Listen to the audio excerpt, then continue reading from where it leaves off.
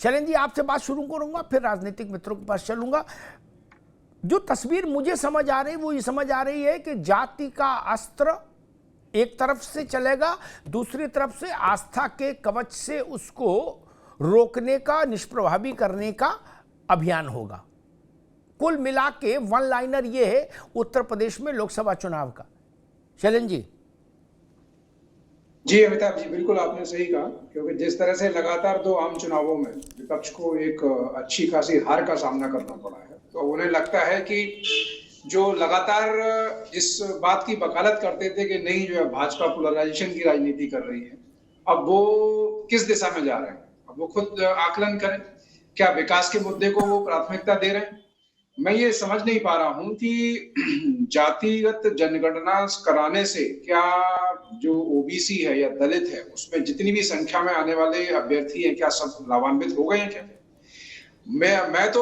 मेरा ये स्पष्ट मानना है कि जातिगत जनगणना करने से स्पेशली जो ओबीसी और दलित वर्ग के जो लोग हैं उनके लिए बड़ा हानिकारक है। वो क्यों हानिकारक है, मैं इसका आंकड़ा भी रख देता हूँ जी। क्योंकि पिछला जो जनगणना, भाई राज्य स्तर पर जनगणना तो की नहीं जा सकती, राज्य स्तर पर तो आप जो सर्वे कर सकते हैं, और सर्वे कभी भी जो 100% ऑथेंटिक तो होता नहीं। उसकी प्रामाणिकता क्या है, वो आपने एक सैंपल साइज लिया, उसके हिसाब से आपने जो है कुछ कोई प्रश्नावली तैयार की, उसके हिसाब से जो है कुछ जगह आप गए और वो आपने उसके हिसाब से आपने एक परसेंटेज निकाला, प्रोबेबिलिटी के आधार पे आपने वो कर दिया कि जी ऐसे ऐसे ये आया है। जनगणना तो एक नेशनल उसमें जो चलाने वाली जो ड्राइव है वो है ना, और जातिगत जनगणना हो या जो फ्रीबीज हो, ये दोनों को मैं इस वजह से रिलेट करने का प्रयास कर रहा हूँ। ये कहीं ना कहीं जो समाज को जो है बहुत ही बुरी तरीके से जो है विभाजन करने का प्रयास है। क्योंकि मैं ये जानना चाहता हूँ कि जैसे समाजवादी पार्टी की बात हो रही है, तो ओबीसी में जो है सिर्फ यादव तो आते नहीं है, तमाम जो है बड़ी संख्या में जातियां आती हैं, तो बाकी अन्य जातियों का क्या सबका जो है कायाकल्प हो गया, क्या उनको सबको जो न्याय मिल गया।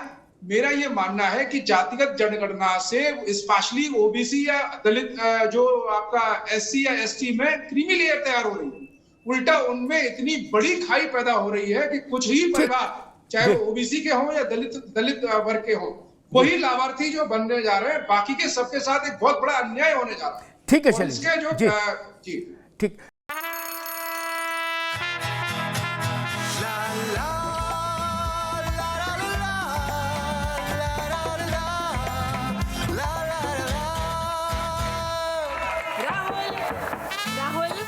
सन के साथ मन को जगाओ वी गार्ड वाटर हीटर्स के संग। V Guard car garage network great, claim cover great, price wait वाह, प्राइस भी great. Tata AIG car insurance, trusted नाम, फैंटास्टिक नाम। हम बाइकर्स हैं अलग इस दुनिया से भी। अगर कुछ कॉमन है तो बस ये थ्रिल जिसकी चाहत कभी कम नहीं होती, ये हमारी रगों में दौड़ता है और हमारी मशीन्स की रगों में भी। मोटो नेक्स्ट लेवल थ्रिल। फ्रीबीज की बात जो शैलेंद्र जी ने कही, उसमें मैं टिप्पणी करके फिर इसी मुद्दे पर लौट के जोशी जी के पास आऊंगा। फ्रीबीज की बात करना आप सब लोग बंद कर दो। क्या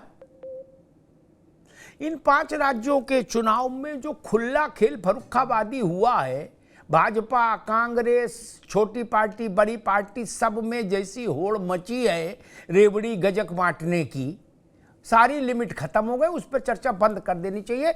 ऑल पार्टी प्रस्ताव पारित करके दस्तखत करके देश के सामने रख दो। लाख रुपया नगद, दूसरे का 1-1.5 लाख नगद, जैसे बोली नहीं लगती है ऑक्शन। किस मुंह से फ्रीबीज की बात करोगे रेवड़ी की? छोड़ो यार, कहीं तो शर्म रखो।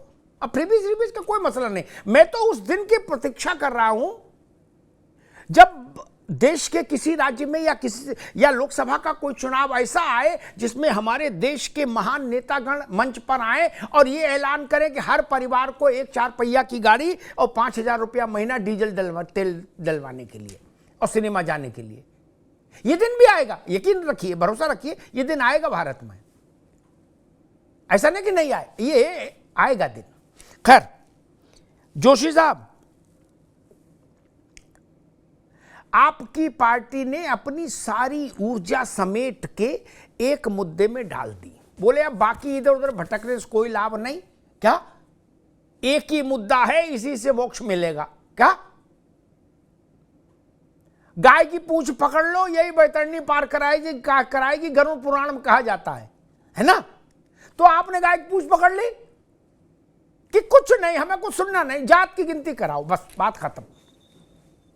आपको लग रहा है कि ये विनिंग फार्मूला आ गया है हाथ में, या कुछ शक शुबा है? क्योंकि एक खेल इसमें यह भी है कि जिस बड़े आधार पर आपकी पार्टी टिकी है, एम और वाई, उसमें जो वाई फैक्टर है, गिनती के बाद उस फैक्टर में को लेके भी हलचल मच जाएगी ओबीसी के भीतर। जोशी जी। देखिए अमिताभ जी, बहुत सारा अच्छा विश्लेषण आप करते हैं, राजनीतिक विश्लेषक साहब को भी सुना, और मुझे लगता है कि जो माननीय अखिलेश यादव जी ने कहा है एमवाई का जो मतलब है महिला और युवा, और ऐसे ही हम कह सकते हैं भारतीय जनता पार्टी का फैक्टर लोग कहते हैं बीटी है, ब्राह्मण और ठाकुर। तो मैं इन बातों में नहीं पढ़ना चाहता जी, मैं तो जो लाइन है पार्टी की उसी पे बात करता हूँ। आपके साथ लगातार मुझे सौभाग्य मिलता अमिताभ जी आपके साथ जुड़ने का, मुझे तो मैं इसे अपना सौभाग्य मानता हूँ। और मुझे ऐसा लगता है जो रास्ता माननीय अखिलेश यादव जी ने जो तय करा है, पार्टी के लोगों को जो गाइडलाइन दिया, हम वर्कर्स को जो गाइडलाइन दी है, उस पर हम लोग एक्शन भी कर रहे हैं। वो आवाज आपको सदन में भी सुनाई दे रही है जी। अभी हमारे युवाओं ने पूरे देश में प्रदेश में साइकिल चलाई, मैनपुरी में भी उसका समापन हुआ है, और एक लगातार सामाजिक न्याय के लिए एक और यात्रा भी प्रदेश में चल रही है जी। तो हम लोगों की बिल्कुल साफ सुथरी मांग, और ना ये लड़ाई राजनीति के लिए है, ना 2024 के चुनाव के लिए है। ये लड़ाई है सामाजिक न्याय की, जाति जनगणना की मांग को लेकर। हम लोग सड़क से लेकर सदन तक संघर्ष करेंगे। और इसके साथ साथ एक मुद्दा और है, क्योंकि आप इतने वरिष्ठ पैनल आप यहाँ पर आपने बैठा रखा है, जिस पर समाजवादी पार्टी ने 2022 में भी काम करने का काम करा था, और आपके कार्यक्रम में भी मुझे जोड़ने का सौभाग्य मिला था। ओपीएस वो हमने अपने एजेंडे में भी शामिल किया था। जब भी प्रदेश में हमारी सरकार आएगी, हम लोग जाति जनगणना कराएंगे और ओपीएस को लागू करेंगे। ये 22 में भी हमने कहा था। वो ठीक है, जनता का जनार्दन का हमें आशीर्वाद नहीं मिला, लेकिन विपक्ष की हैसियत से हमारी बिल्कुल इन दो मांगों पर हम लोग बहुत आगे बढ़ चुके हैं, और आगे इतने बढ़ चुके हैं कि अन्य लोग भी आज हमारी बात को कहने लगे, अन्य राजनीतिक दल भी हमारी बात को कहने लगे। समझ रहा, ठीक है जी। जोशी जी समझ रहा, आपका इशारा किधर है मैं समझ गया।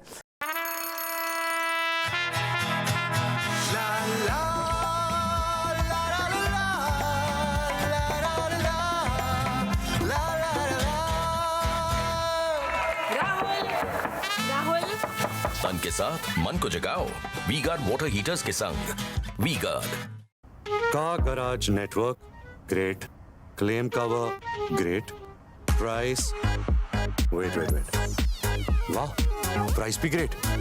Tata AIG car insurance, trusted नाम, फैंटास्टिक नाम। हम बाइकर्स हैं अलग इस दुनिया से भी।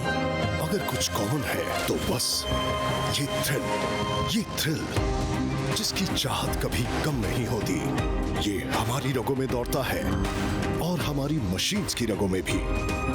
मोटो नेक्स्ट लेवल थ्रिल। रत्नाकर जी, मुद्दा तो तय हो गया। हर मुद्दे की एक वो होती है, ओनरशिप किसके पास है, ठीक है ना? हर मुद्दे की एक ओनरशिप होती है किसी एक पार्टी या व्यक्ति के पास, ठीक। बाकी जुड़े उससे हजार रहे, उससे कोई फर्क नहीं पड़ता। बेसिक ओनरशिप किसके पास है, क्या? जैसे बिहार में लालू प्रसाद और नीतीश कुमार, इस मुद्दे के बेसिक ओनरशिप उनके पास है, ठीक। उत्तर प्रदेश में मुलायम सिंह यादव के पास थी, उसके बाद उनके बेटे के पास आ गई, ठीक। दलितों की बेसिक ओनरशिप मायावती के पास चली गई। अब मसला ये, मुद्दा तो तय हो गया, अब इसमें ओनरशिप की लड़ाई रहेगी, क्योंकि कांग्रेस का, अभी मैं उनको सुन रहा था प्रमोद जी की बिटिया को, वो कह रही थी कि भाई राहुल गांधी जी ने देश भर में ये मसला उठाया।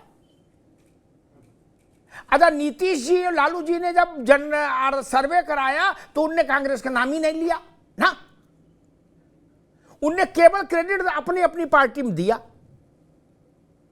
कांग्रेस को एंट्री नहीं दी उस क्रेडिट के उसमें जश्न में। रत्नाकर जी,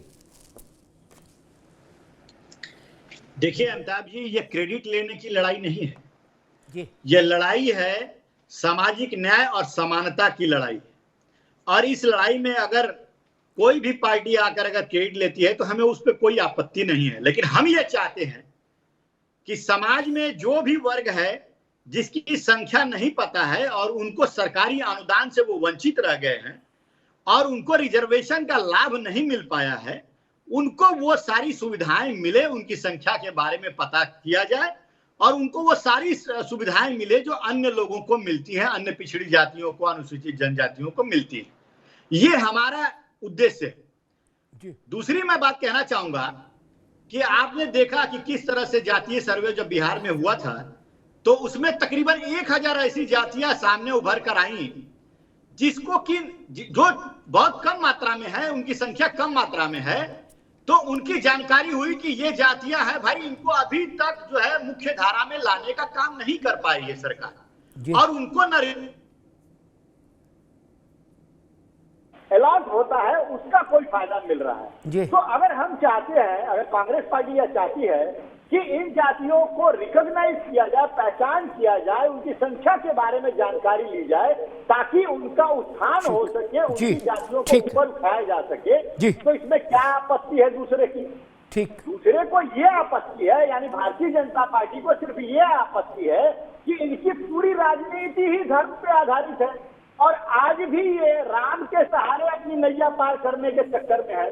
आप कह रहे थे ना अभी की आस्था का जो है एक भाग, जातीय जनगणना का एक भाग आस्था होता है। मैं बिल्कुल सहमत नहीं हूं।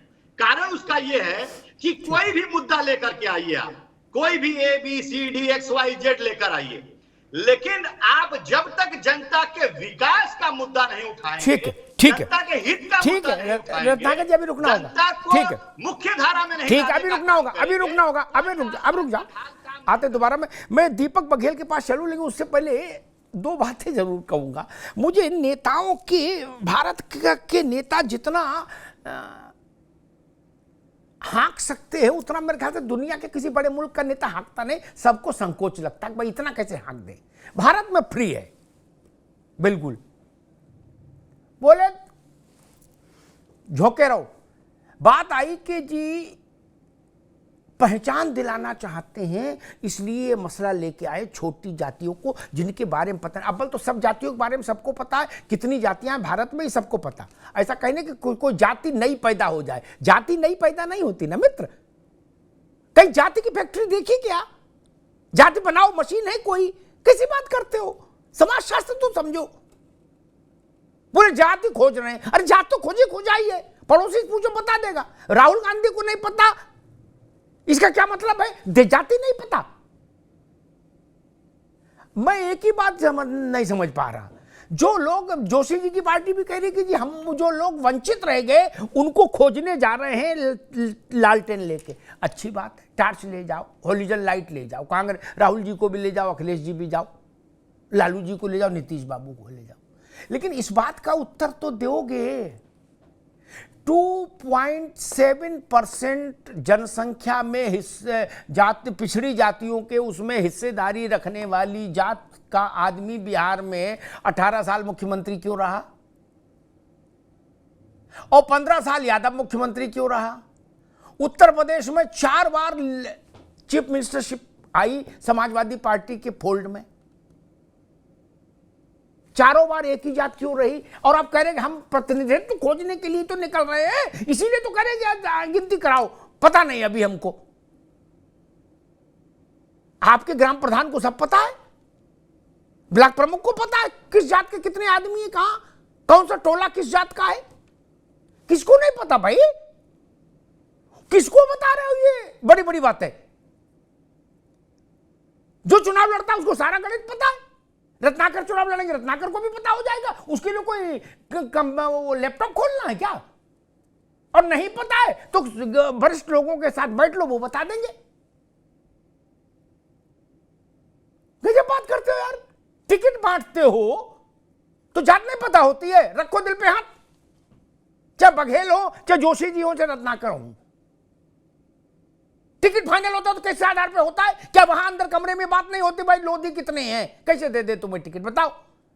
उससे ज्यादा तो मौर्या है, ये नहीं जानते हो? ये बातें होती है ना जोशी जी, टेबल पर तो सारे आंकड़े होते हैं जब टिकट फाइनल होता है। आप कह रहे हो नहीं, रहस्य है कौन सी जात कहां है, कितनी है। अरे भाई साहब, ये वास्को डिगामा का मिशन नहीं है कि जात खोजो अभियान चलाएंगे हम, वास्को डिगामा बनेंगे ना। नई जात बन रही, जातियां हैं उतनी ही हैं, ना जात बढ़ सकती ना गोत्र बढ़ सकता, जितनी है उतनी रहेंगी, सबको पता है। खैर,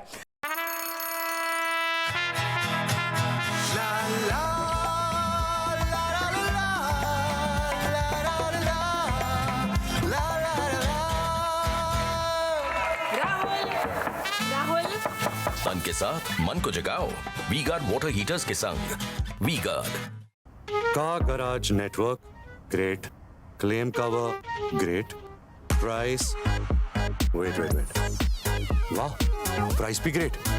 Tata AIG car insurance, trusted नाम, फैंटास्टिक नाम। हम बाइकर्स हैं अलग इस दुनिया से भी। अगर कुछ कॉमन है तो बस ये थ्रिल जिसकी चाहत कभी कम नहीं होती। ये हमारी रगों में दौड़ता है और हमारी मशीन्स की रगों में भी। मोटो नेक्स्ट लेवल थ्रिल।